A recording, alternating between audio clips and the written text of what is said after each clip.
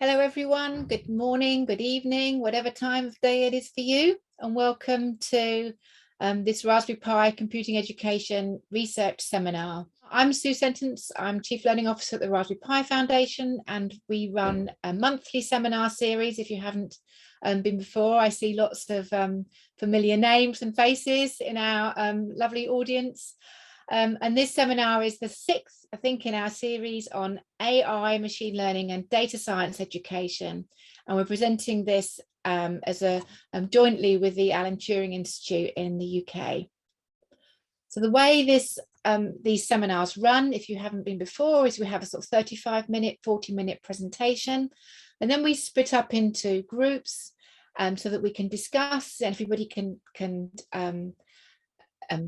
talk to each other. We're building a community here.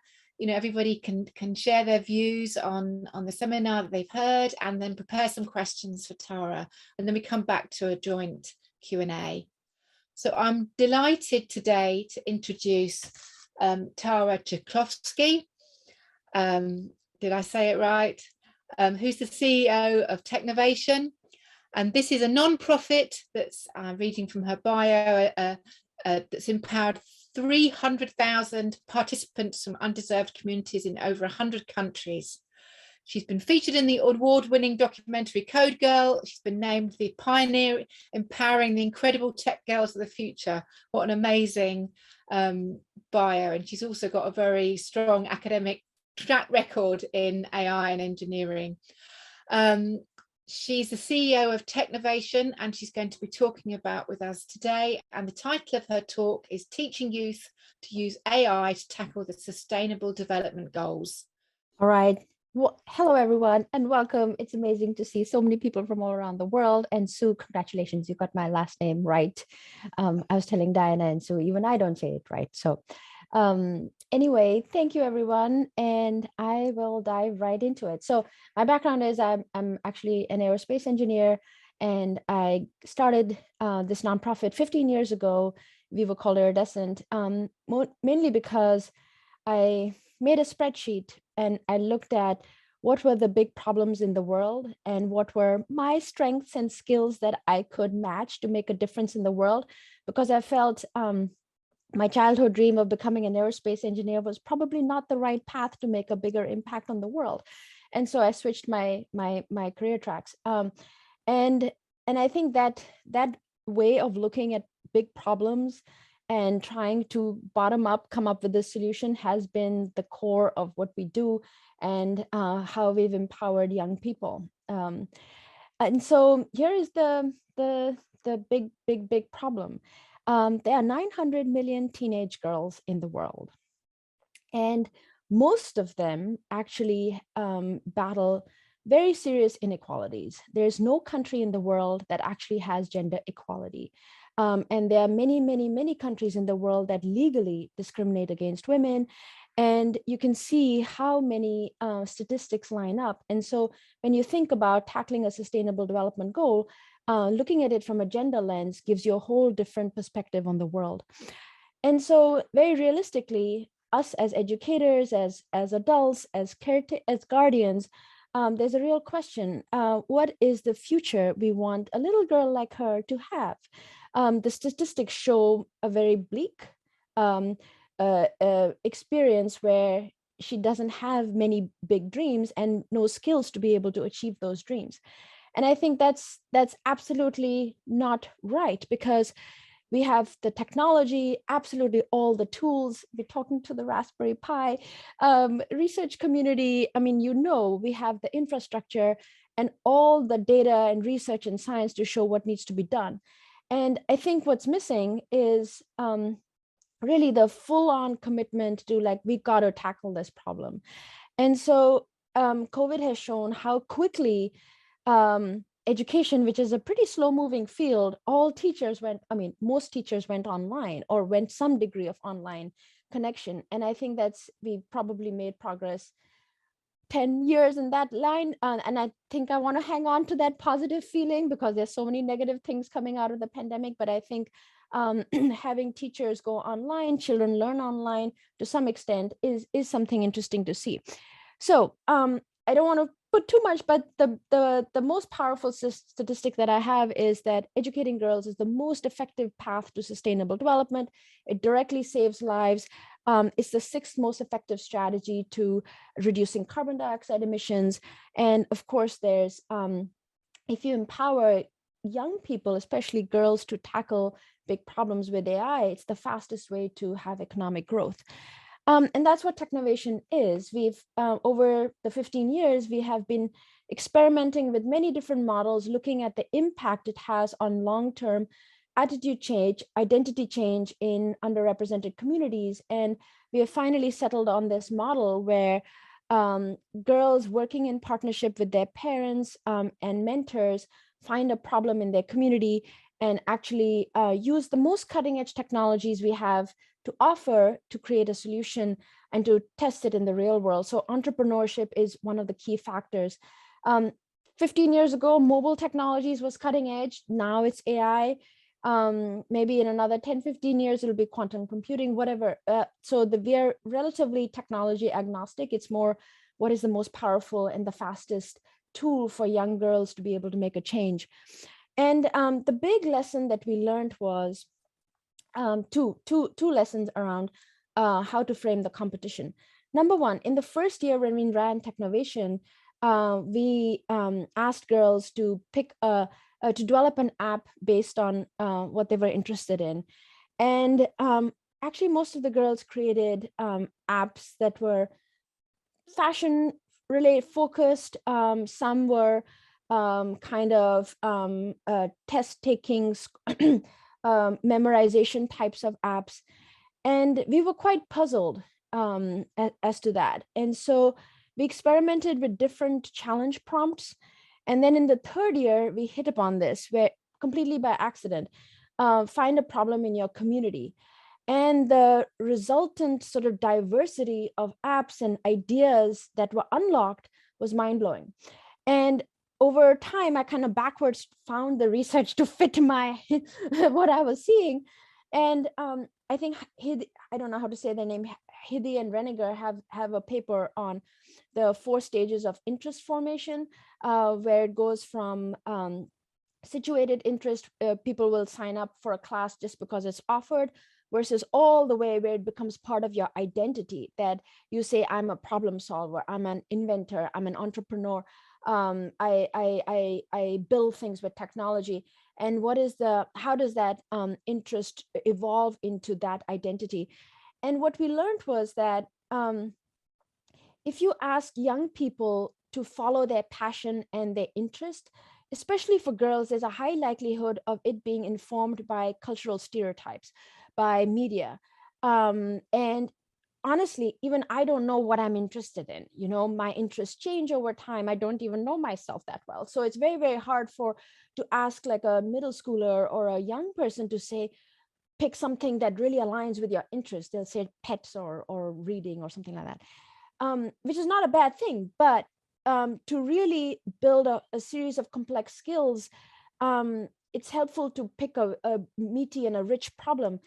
And moving the focus away from yourself to the community and to something more tangible that are values. So when we made the shift from find something that aligns with your values and your family's values and your community's values, that's something more grounded, and shift the attention from yourself to the other person, automatically that increases their world, that increases their horizon, and the innovation starts to happen. So that was the biggest lesson, and we have stuck with that prompt, that challenge prompt, since then. And so the format is 12 weeks where girls work with mentors, they pick a problem that aligns with one of the sustainable development goals that resonates with them, their values, their community problems. And then they create either an AI prototype or a mobile app, or a combination of both, and a business plan. And here are some examples of what girls all over the world have created. This one on the bottom left is really cool. It came out last year. It's a team in Nigeria, and they used an air quality sensor connected to an app. And every time the air quality sensor read a reading that was over a certain threshold, it would automatically send a tweet hashtag stop the soot to the local government to basically monitor how often the air quality went above the threshold level. And I thought that was such an interesting use of air quality sensors and combination of social media.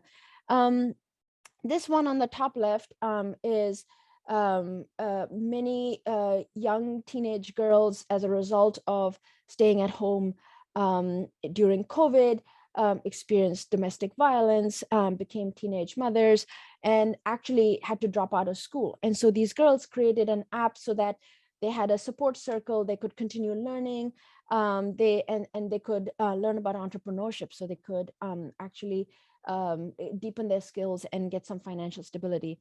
This one on the bottom right is my favorite because I have a tween daughter, and this app is all about helping mothers communicate better with their teenage daughters. And the daughter is from Morocco, and I'm like, okay, teenage girls all over the world and mothers all over the world have this problem. So it's a very, very, very sweet app. I'll share these slides with you later, and each one has a link to their pitch video. This one is a very moving one. I have to see how we're doing on time. Maybe I will play this. So this is I'll just play this actually. Can you see the YouTube video? Yeah, okay, thank you for nodding. I will play this. This is the pitch video actually that they're supposed to do. Every day after school at 6:30 p.m. I have to fetch water for my family. The nearest water point is called Freepos, which is about 1 kilometer away. I fetch 3 jerrycans of water, which is equivalent to 60 liters, and carry it back home. I leave the watering point at 8 p.m. if I'm lucky to get water. We are a group of 4 girls from Kibra community. Our title is Team T Lioness. The name of our app is Maji Maji Supplier.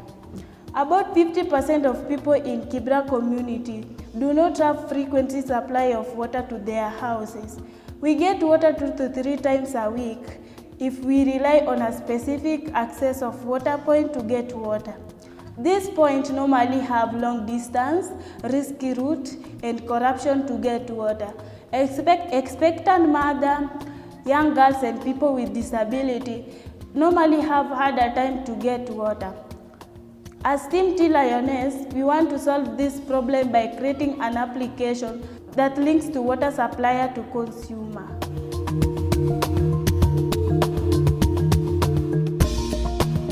An average household of 5 members uses about 60 liters of water.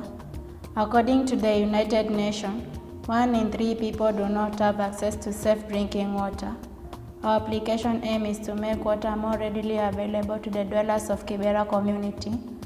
Our target audience consists of up to 50,000 people living in Kibera community. According to the survey that we conducted, we found out that 78% of our respondents quoted a desired price that they will pay to our application. Our app will be free to download, and our operating cost will be met by a small percentage using this app.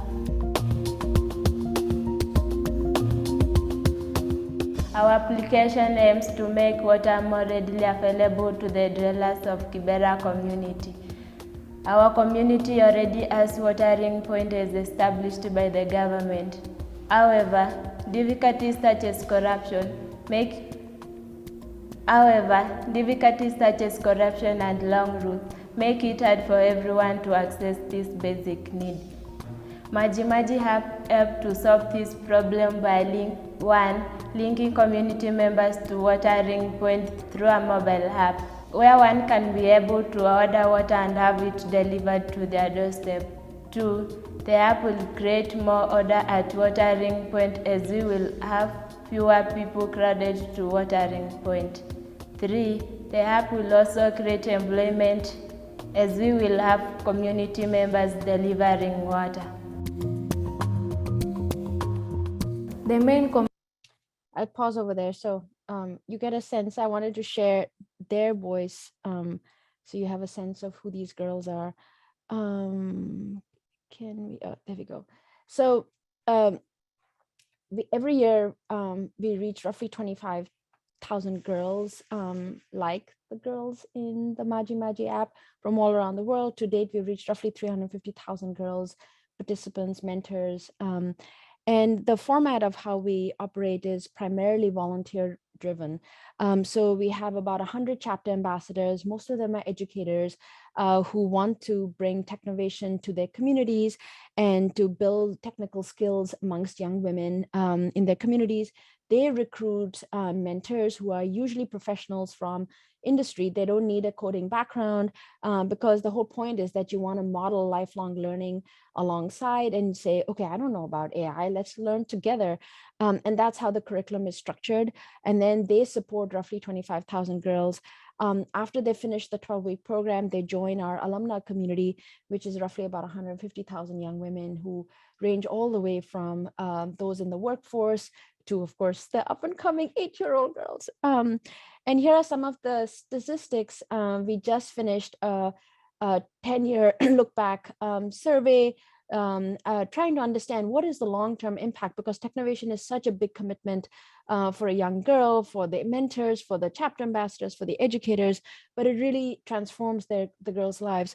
So roughly 76% of the girls alumni are now pursuing STEM degrees.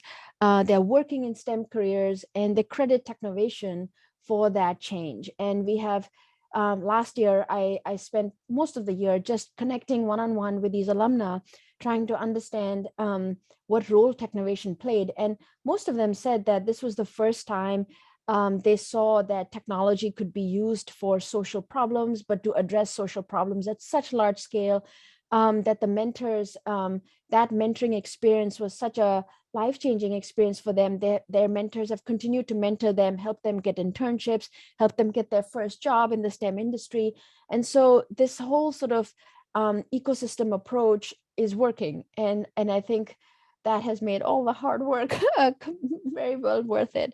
And I'll share this story because it's so unusual, and that's exactly what we are hoping for. So this video is not our video, it's actually developed by Google, and we found it absolutely by chance. So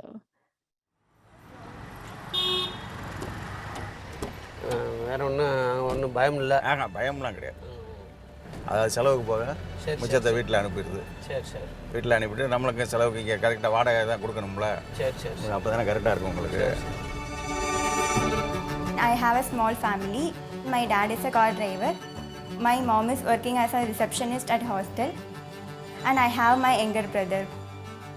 இல்லைப்பா, குடும்பம் வந்து family கொஞ்சம் கஷ்டம்ப்பா. கஷ்டம் சரி, அவங்க அப்பாவுக்கு வந்து heart problem வந்துருச்சு. அவர்னால என்ன செய்ய முடியல, ரொம்ப உழைக்க முடியல. சரி, இப்போ ரொம்ப கஷ்டமாக இருக்கே அப்படிங்கிற நானும் வேலைக்கு போனேன். I want my family situation to be improved. I want my career field in IT. That was my passion, but my classmates, they are getting good marks and I'm also doing the same. So how to differentiate myself to be unique when compared than others? Manimala came to our college and she gave a session for Technovation Challenge competition. It is a global competition specially for women. I just wanted to know how to build an Android application. So in my free time, I do Udacity course. It is free course to learn Android. Really, that Google expert who created Android will explain how these things will work. So we formed a team and we submitted an idea called Eagle Eye to control the burglary problem. Then Manimala called me and said you won in the regional event. So we were very surprised, we were very happy. We felt like celebrity. சரி, இந்த பேப்பரில் வந்துருந்துச்சு, அது பார்த்தீங்களாண்ணே? அம்மா பார்த்தேன், நான் வீட்டில் எல்லாரும் பார்த்தாங்க. இந்த பேப்பர் நல்லா இருந்ததா? ஆமாம், நல்லா இருந்துச்சு, பரவாயில்ல. சரி.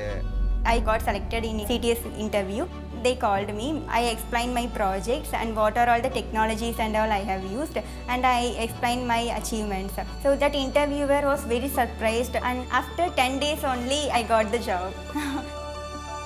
I told my parents posting will be in Chennai. They started scaring. Oh my God, it is in Chennai.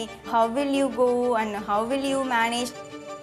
First, I convinced my mom, just give me 3 months. If I am not able to survive there, I will come back.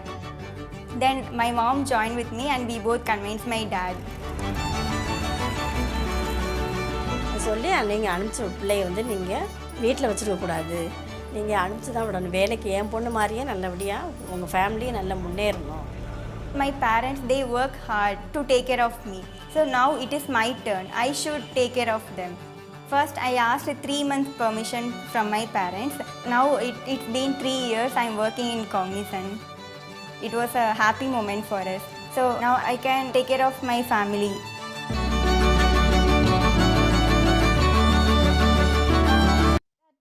That story, I mean, I think we are just so proud of that story, and there's so many stories like that. And I think what we are learning is that she mentions Manimala, and she is the chapter ambassador for that area, and these chapter ambassadors play such a critical role in changing the mindsets of the parents, because even to send your daughter every week after school to another location to work on an app that many parents say is for the boys only. So that's when the chapter ambassadors and the volunteers and the mentors begin to talk to the parents and say, this is important for your daughter. Look at this story, look at this alumna. And so this is a slow movement, but it's gaining traction. So to go into the curriculum, because I know that's what a lot of you are interested in. So of course, the base absolute foundation is the technology, learning how to build cool things with technology, and AI is the core focus of this season. But it is so much beyond that. And I think the part that makes girls really excited to continue is the fact that you're identifying a real problem, you're learning how to pick. It's not easy at all to start from a blank slate. Then you have to identify barriers to behavioral barriers to adoption, and then of course all the process of iteration. There's lots of modules around the engineering design ethics. We follow this curriculum called value sensitive design, and using the communities to help guide the design of the app. The hardest thing and the most rewarding, what young girls talk about, is that they worked in a team. It's an unforgettable experience and as everybody knows, if you started something or trying to build something in a team, it's extremely hard. And then many girls come back year after year to participate, and as they do so, they get a better sense of themselves, what they care about, when do they get frustrated, when do they give up, and goal setting, time management are key skills that they have to actually master. And lastly, over time, they begin to get an understanding of these very, very complex problems that adults are grappling with unsuccessfully. And many times young girls come up with such interesting solutions. So complex systems thinking is sort of the highest part.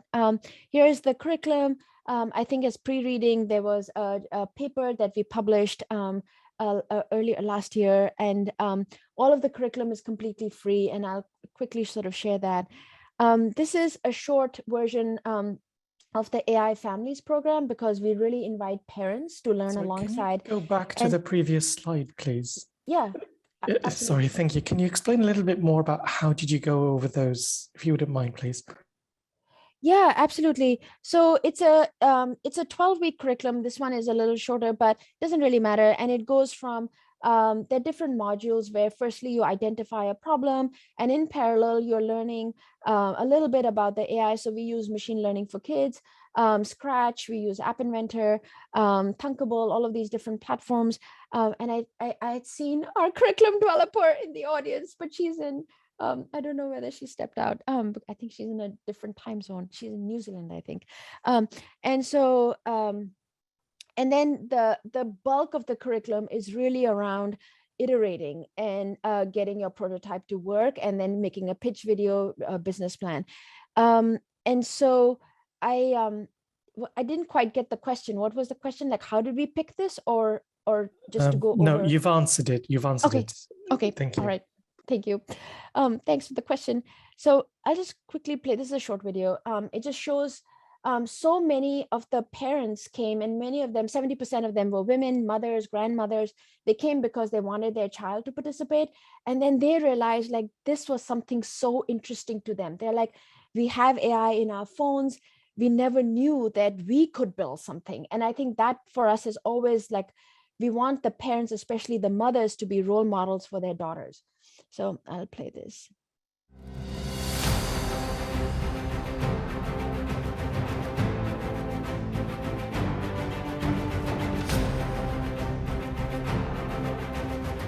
This whole program for me is like a way to go ahead and teach people that AI is a tool that can make your life better.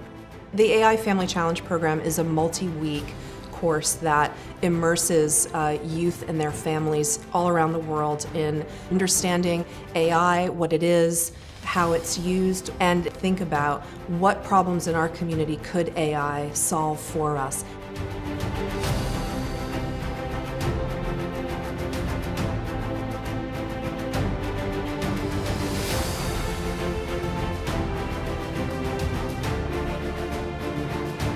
The more we know about artificial intelligence, the more impact we can make on the community.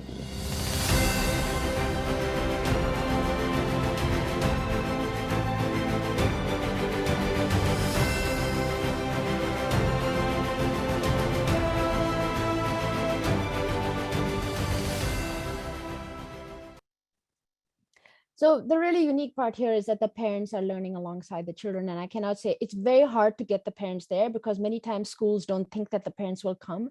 And many times the teachers themselves are sort of the first sort of layer that needs to be convinced. And so, but now that we have so much data showing that parents benefit so much, it's getting easier, but it's always the hard part to manage schedules and things. But it's the biggest, deepest impact you can ever make. So here are some of the data. 20,000 children and parents have gone through the full AI Design Challenge Technovation program. And I think the really powerful part is that so most of the parents want to continue learning. One of the things that made me so proud was one dad said that his perception of his wife had changed. As a learner, as someone who could handle technology. And I think that was awesome, right? Like if you're able to change like family perceptions, and that their younger son started to talk to their mother differently because he had seen the mother problem solve and build these AI models for a problem that they had identified as a family. So very quickly, this is the season. And the season has just opened, and I encourage each of you to sign up as a mentor, as a chapter ambassador, as an educator, and to bring Technovation to your communities.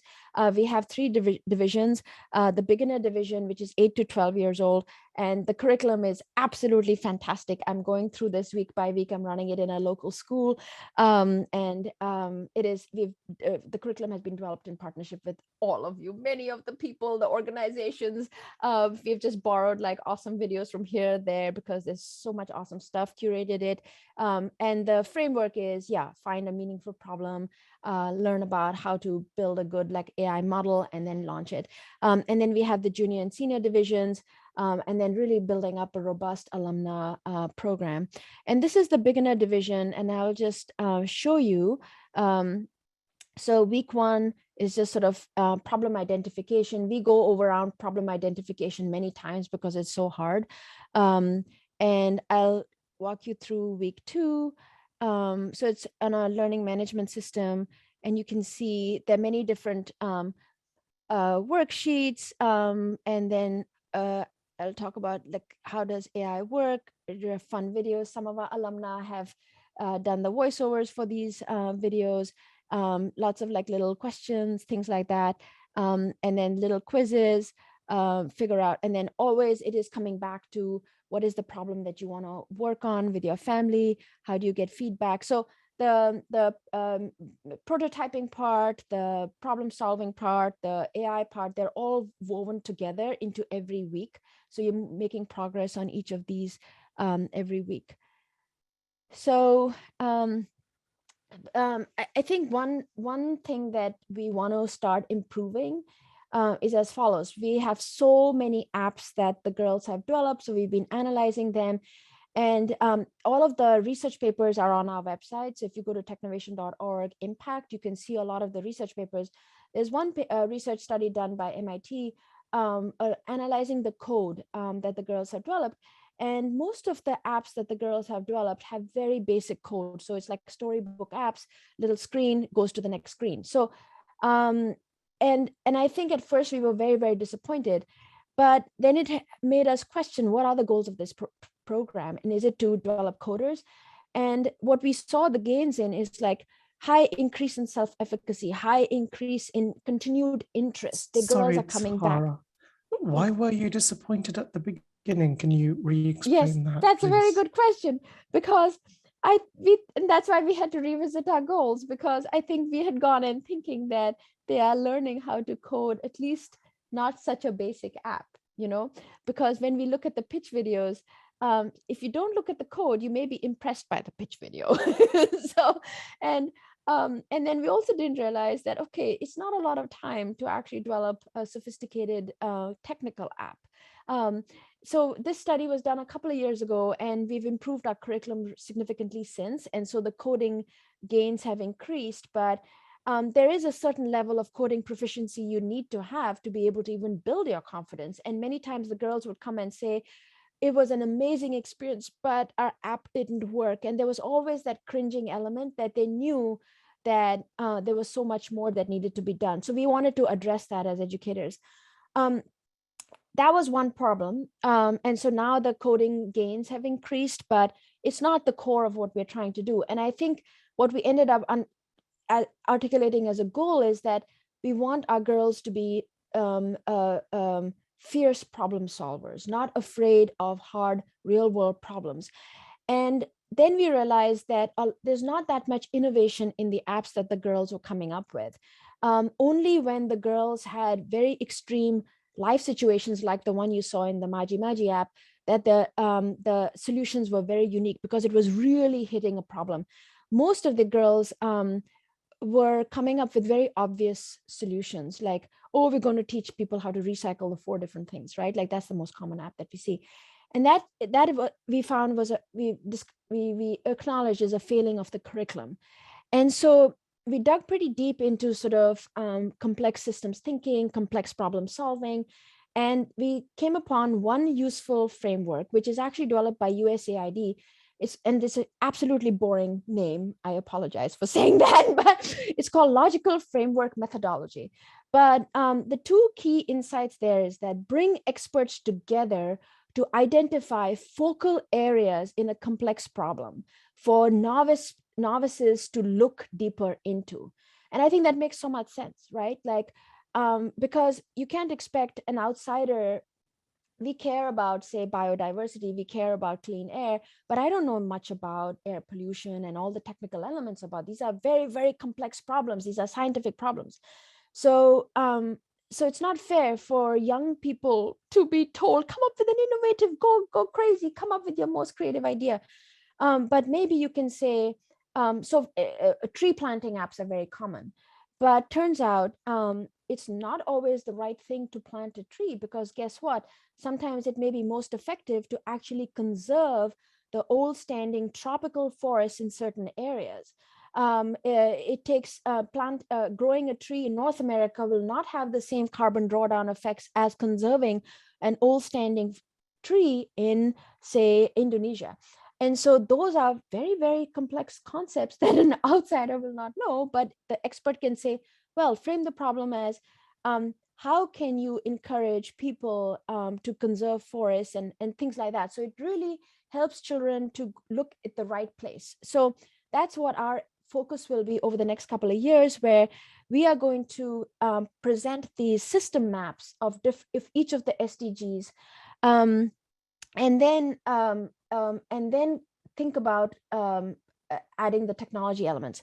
And so the first step is categorize the Sustainable Development Goals. And this was a paper that came out last year in Nature that categorizes the Sustainable Development Goals, I find, in a useful way, where the first is planetary integrity, the second row is material needs, which you can think about an app where you're sharing and swapping materials in exchange for something. I think the people-focused apps are incredibly hard to tackle. I mean, it's like no poverty, gender equality. I mean, these are complex behavioral problems.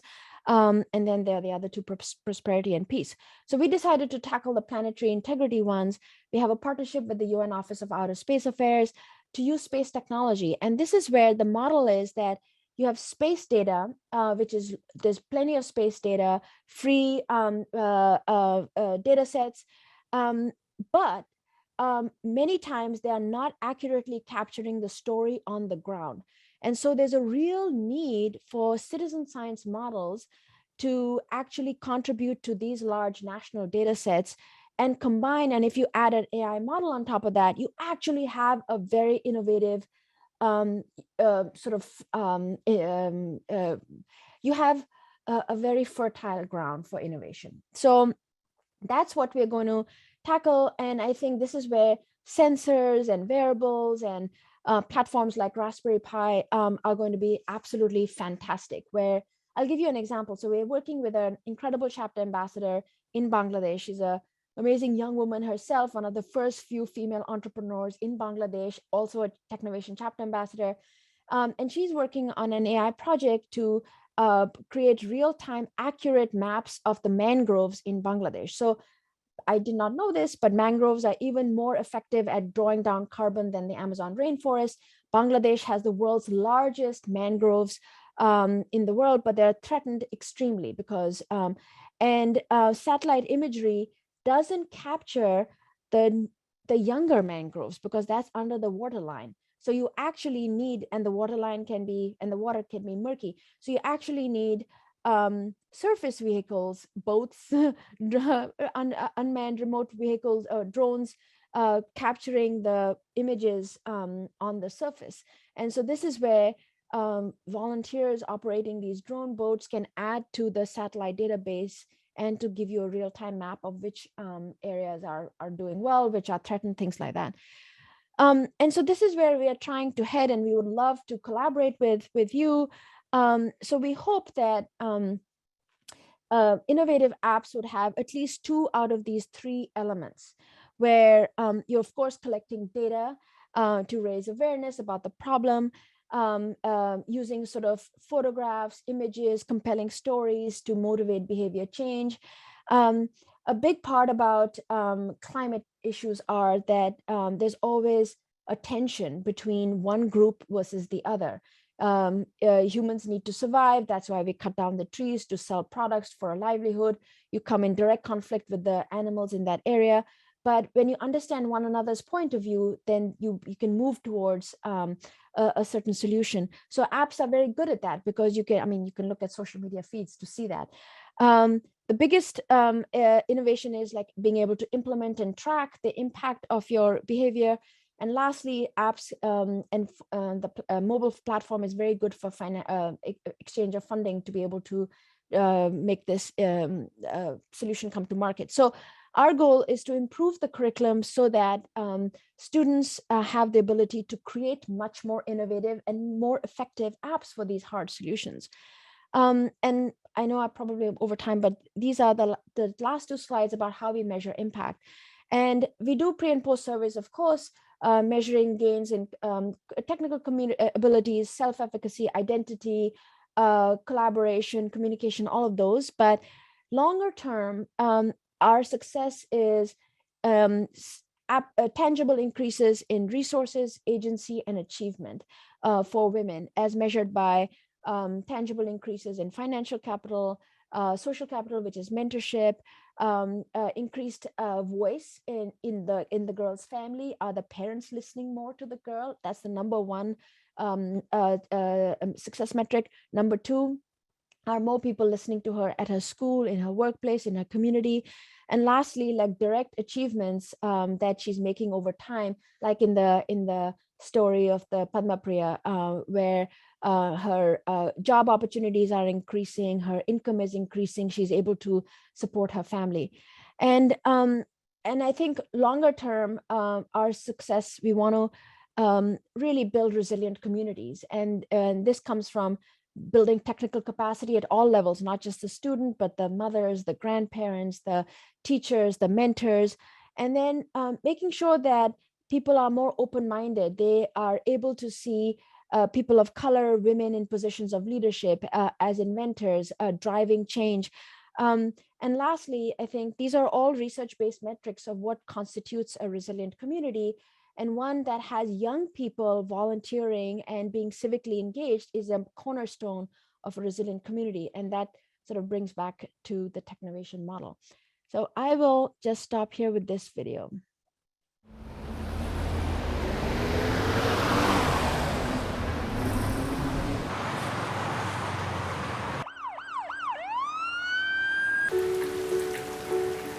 I am not a statistic. I am not a Barbie girl. I am not afraid to fail. The air quality in certain areas. I am a steward of my community. Proposing that we create an app to help the community. I am hope for my generation. I am a role model. I am guided by my aspirations. I am driven by my imperfections. I am defined by my perseverance. I will innovate. I will lead. I will inspire. What will you do? All right. So that was the end of my presentation. So thank you for the questions. Thank you for listening. Thank you for the attention. That's brilliant. I can already see lots of clapping hands or do jazz hands or say thank you in the chat or whatever you want to do to say thank you for Tara. I think that was really inspirational. So much good work and lots of things for us to discuss. I think we can just go into breakout groups for 15 minutes or so and then come back and we can all ask questions of Tara and have a lovely discussion together. Welcome back, everyone, and I hope you had enjoyable conversations and have some questions or discussion points or comments for Tara, and obviously bring all the conversations you had from your group. So maybe there might be, you know, a theme of the questions, the discussion you had in your group. Tara would love to hear the answers to some of the questions, the sort of prompts that she put up that were sort of beamed into your breakout rooms. So let's start with Jane, and then we'll go to Codefinity for their question. So Jane, wait. Hello. Yeah, I just wanted to say, Tara, it was a really interesting presentation, and I'm particularly interested in all the different themes and the kind of different links that you had to research and that kind of thing. And I'd love to get your slides and the list of references at the end. But we had some really interesting discussions, and one of which was around when the curriculum is provided to people in very many different countries with very different age groups of students, different mentors, different everything, how do you support those on the ground in terms of localization so that they can take into account, you know, maybe there's a fearful set of parents or they've not got very much, you know, hardware or internet connection, and we just wondered about localization. Yeah, I'm just putting I put the slides in the link, and I put the senior and junior division and the impact reports. So we have all our impact reports here. So localization, I think the model, so that's another big lesson. I think MacArthur Foundation funded a very interesting study. I think her name is Cynthia Coburn, Spread versus Scale. And we approached the model of spread. And where it's not a top-down, here's the model, and I think the Raspberry Pi Foundation and Raspberry Pi does it very well. So we provide customizable slides. The prompts remain the same. There's a judging rubric that the final prototype needs to have all those elements, but mostly every chapter ambassador mentor customizes it to meet the needs of the girls and the interests of the girls. And we typically don't provide very detailed guidelines for how you need to follow this. And I think, honestly, like when you have to find a problem in your community, that's the biggest localization you could ever need, because that community, and so that's the thing that I was saying, like we hit upon it by chance, and it's like the biggest nugget I can give you, and it sounds so simple, but that's the way that we've been able to localize the curriculum to meet the needs of those people, because they're actually finding a problem in their community. Language is an issue for sure. And we've translated the curriculum into 6 languages, Google Translate, and because we use block-based platforms, it's a little easier, but I'm always inspired by how much dedication educators and mentors have around the world to navigate English platforms when so many of the countries don't speak English. Thank you, that's great, thank you. And I'm Brilliant. here seeing questions on how to become a mentor. So you can just go to technovation.org and please sign up to be a mentor. Every year I say, okay, this is the year I'm not going to be a mentor because it is so hard. But I do it because it is the best thing I do. So I have 2 kids, I have lots of pets, I have no time. I run this organization, but I mentor because, oh, and I see Karen putting in the chat. Karen is our amazing curriculum developer. Karen, you want to say hi? Oh, there he is. There I am. That's lovely. I had a nice chat in my breakout. Oh, yay. Lovely. Yeah, so Karen Okay. did the beginner division curriculum, and she'll be diving into the climate change stuff. So yeah, we're very happy to have Karen. Okay, so we have some more questions. Diane has a question. Diane, do you want to ask a question? And then after that, I'll go to Jean, who's put some questions in the chat too. Diane first. I think Codefinity, you had yours answered in the chat. I saw the sign up form for the students has the parents provide it, but they do provide the student's birthday. I'm assuming that's just to verify that they're within the right age group. But, you know, I wanted to also make sure before even considering encouraging some people to start groups is the students' information about their names and their birth dates kept completely separate and private, and they are not in any way shared. Yes, absolutely. Especially in that age group. Yes, for sure. And I think the consent forms, we work very, very hard on the consent forms and letting the parents know, especially because many parents actually don't have that much sort of literacy education background. So we're very careful about that. And we have a strong software team on our side. All our platforms are our custom platforms because we've had bad experiences in the past. So we take that stuff very carefully, seriously, and we're also educating the children. I think the best thing I learned one time was we were doing an app inventor tutorial. I think Karen was there, and we learned like, okay, when you have to do the maps and you share your location sharing, and then it sort of clicked in the kids' heads. Oh my gosh, like the developer has access to your location, and is that a good thing? And so, I mean, that's awesome. So anyway, but we take very good care of the data set. So. Okay, so Jean's got some questions from her group about the actual curriculum and balance and things. Jean, do you want to talk to those? Sure. So our group had 2 questions. So I guess Karen's also on this line. So I guess the first question can also go to both of you.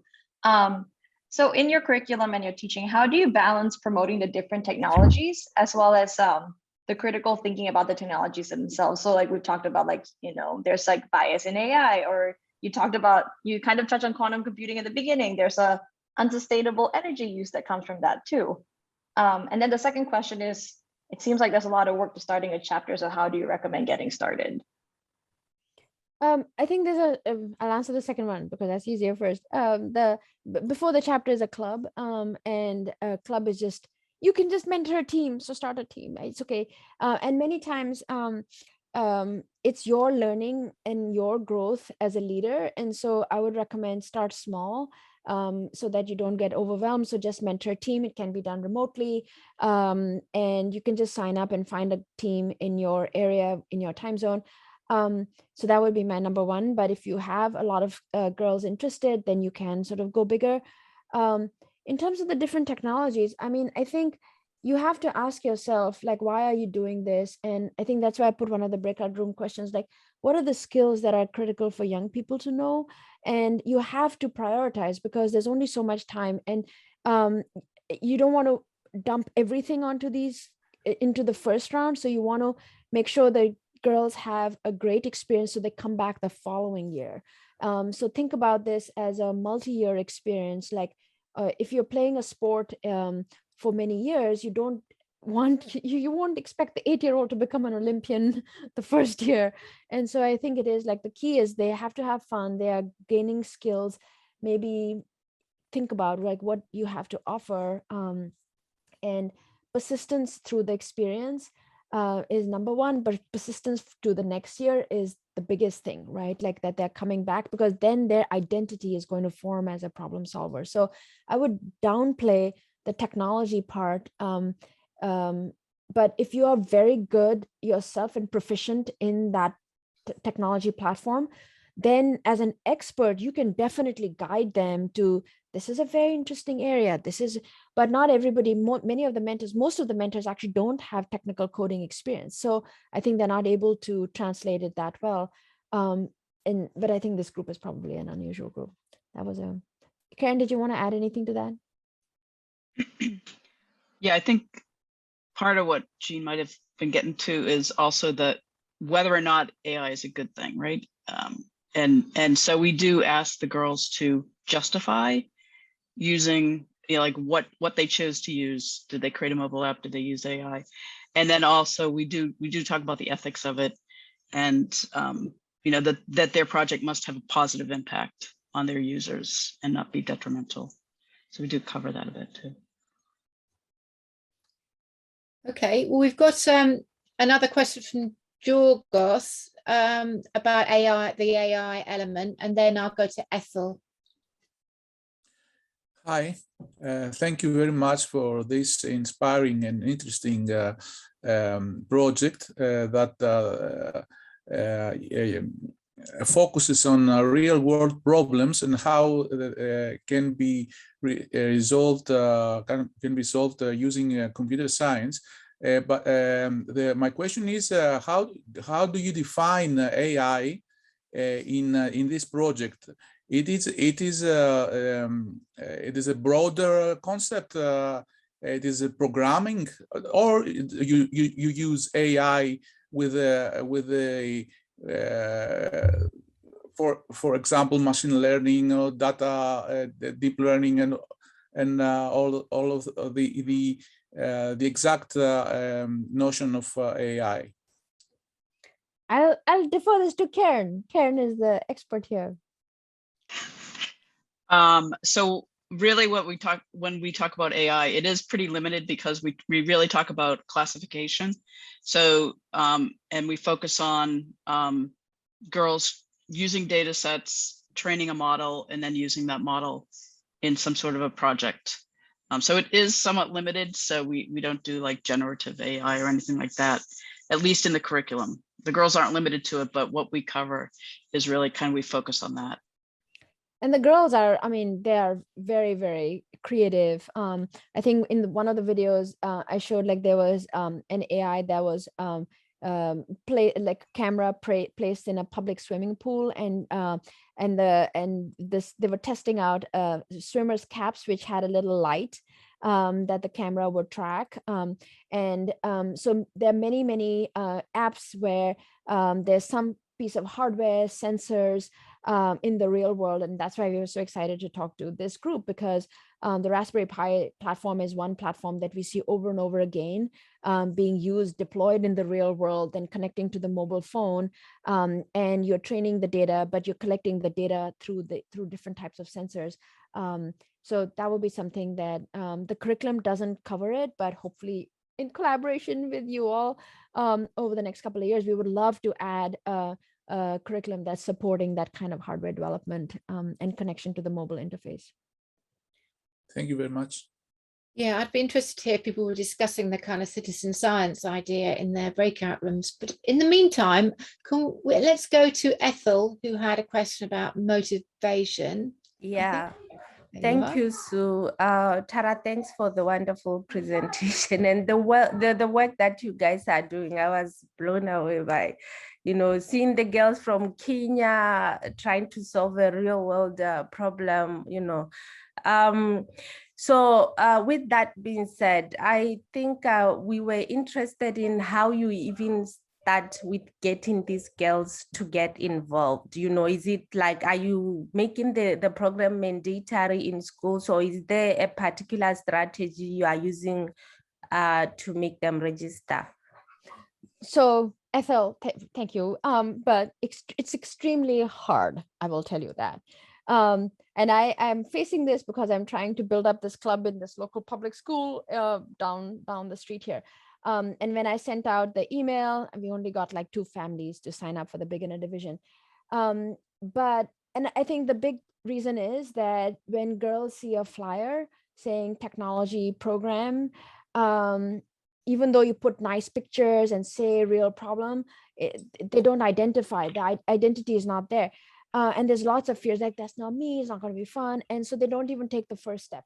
So this is where you need to partner with the school. And we ran this in the impact reports. There's a very interesting study that we did where we ran the same program in class, and the same program, absolutely the same content with the same kids after school. So it's a bit of a strange study with their parents. And they asked them for a recommender score. And when it was done during school, they gave it a recommender score of like 2 or 3. And then when they did it in the evening with their parents, they gave it like 7 and 8 because they had choice. And I think that was just such an eye-opening experience, comparison for us. And so we have stuck to the after-school model and giving the choice ability. But the first question is, get the girls in the door. And then when they get a sense of, so I did this, and this is absolute bribery, but I took, here there's a very popular toy called Squishies. I don't know if they are popular elsewhere. And I said, I asked, the principal was really nice, and she gave me permission to come and present during recess.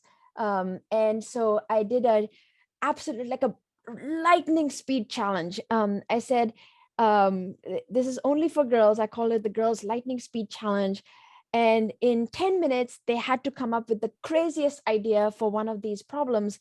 And the problem is, these are very heart-rending problems. One is there are 18 million homeless children in India. They live on the streets. It's the country with the largest number of homeless. California experiencing a huge drought. We're in California. In Indonesia, there's only 80 Sumatran rhinos left because of palm oil cultivation and the clash with humans. And so what can you come up with, right? Like in 10 minutes and everybody gets a squishy. And I got so many girls. I had to turn away the girls. I got like 60 girls coming in. And because of COVID restrictions, you have to sort of echo. And the craziest idea is an amazing idea. And I was like, wow. So one girl says, we're going to make a palm oil spaceship and you're going to have dance competitions on it. And everybody, and the money that you get from these dance competitions will go towards educating people and to develop a palm oil alternative. So the money will go to conserve, and we have like a conservation area for the rhino while educating people. And I was like, who wouldn't go for that dance competition on a spaceship, right? So not a literal spaceship, but I think getting the girls in, and so now I have 10 signups. Which is not still a lot, but better than 1. And I think getting the girls in the door with little like fun things like food or like games or prizes. And I think other chapter ambassadors have found this as well. And motivation throughout the 12 weeks, little prizes along the milestones, because we all like fun, right? Like while doing something meaningful and purpose-driven and fulfilling, but it needs to be balanced. So. Thank you. Brilliant. So Saman has put a couple of themes from her group in the chat. Do you want to pick one of those areas to ask Tara, Saman? Yeah, so right towards the end, there was this discussion around gender stereotype. And we had 2 different opinions. First opinion was it started because somebody shared their experience where there's female students left the class because they felt unwelcomed or uncomfortable in a male-dominated class, but otherwise the class was going smooth. So there were 2 opinions. One was it's boys' responsibility to make girls welcome in this environment, and the other opinion was it has nothing to do with the boys, and it's broader cultural and societal issues that needs to be sorted out, and it's not exactly the other gender's responsibility. So what are your thoughts on this? How to sort this out, this issue with the continuous engagement with the learning journey? I think just thinking about it as a multi-year experience where the first year their identity, the girl's identity, is so fragile, right? And so definitely single sex. And I've seen, and we haven't written about it, but in the early days, we used to have like makerspace studios in different parts of the country, and the girls and boys came in together. And what we found was absolutely, I think you all may have similar experiences, where even the presence of younger boys changed the types of ideas the girls had. And when girls were asked to share their ideas, they would look to the boys to see if there was any kind of feedback or response. And when the boys went away, the same girls were just completely different. Like the ideas were, so that after we saw that, we just, and of course the data shows that, so we're not doing that again, even in the same room. But definitely, like when the girls' confidence, when they've accomplished something and they have something to hang their like point to say, I built this, right? Then they have more strength to be able to withstand any kind of comment or whatever. And I absolutely agree that the boys, we're going to live together in this world, right? But I think there are some, because even before a baby girl is born, she has to face so much that I think the little bit of space needs to be made for her identity to actually gain some strength. Ilani, do you want to ask the last question? Yes, one of the things I neglected to mention in our small bubbles was I found it was somewhat aspecific, because the women who were, well, I should say young ladies who were a bit more mature, maybe around 14 and up, yeah, they were more self-conscious about their femininity and being around the men. And so the men were like, because of how they behave. So my question is, have you seen an age limit in terms of that behavior, in terms of boys with along with women or young women in class and so on? I would say it's less age specific and more like, have they gone through 1 or 2 rounds of Technovation, or haven't built something, right? Like with technology. So they have something to hang on to and say, you know what, I'm okay, I did that. And I can handle that. So I think it's less about the age, because like you say, like the middle and high school years, teenage years are very sensitive to peers and everything, right? So there's a whole another set of things going on. But I think your technical capabilities and your identity as a builder probably is not there. So that is what I think the core focus is. Brilliant. Okay, well, that's been a really interesting discussion, and you can see, Tara, from all the comments, everyone had great discussions in their breakout rooms, and there's lots of thanks on the chat for an interesting talk. So we can just all clap or jazz hands or whatever we want to do. You've been a great audience, absolutely, so engaged, Tara. Really interesting and you know, inspiring, the work that you're doing all around the world. So thank you. Now Diana's put up the link for, we've got the hashtag there for Twitter on there, and also our survey. We're really interested to find out more about what you think about the surveys. There's always some improvement that we could make, so please do complete the survey. And also I'll just tell you about next month's seminar. So next month is the last of our series. We're hearing from Stefania Druga, who's just completing her PhD in Washington in US on democratizing AI education with and for families.